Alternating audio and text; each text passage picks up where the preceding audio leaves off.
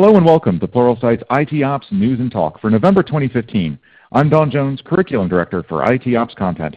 If you've joined us for the live broadcast, please feel free to submit your questions via chat at any time. I'll do my best to bring those into the conversation. If you're watching this afterwards, consider joining us live on the last Tuesday of each month. And let's begin with a quick look at some of the most notable IT news bits from the past month. As we start to approach the holidays, the news cycle is definitely slowing down. After last month's multi-billion-dollar news of Dell acquiring EMC, experts and analysts are starting to question the real value of the deal.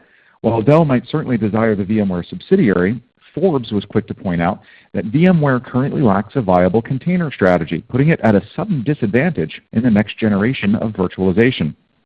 Forbes also notes that EMC itself is under significant market pressure.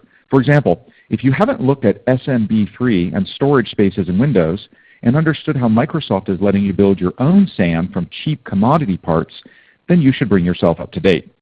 The pressure is on SAN providers to, well, provide, and it's starting to look like an increasingly tough space. Of course, this deal isn't a done deal, since regulators in the U.S. and potentially abroad still need to approve it. Because the deal is being built around some obscure methods like tracking stock, regulators are already starting to give it the evil eye. Microsoft's 15.11 update to Windows 10 was introduced earlier in November, but the company has unceremoniously yanked it from the Media Creation Tool, or MCT, that was originally the recommended way to get the update if you didn't want to use Windows Update. Microsoft says they've decided not to push updates through the MCT, but instead focus on Windows Update as the only delivery mechanism. You can still get the MCT, but it comes with the 10.586 build, requiring you to still get the 15.11 update from Windows Update. Keep in mind that MCT was never a viable update option for the Enterprise edition of Windows.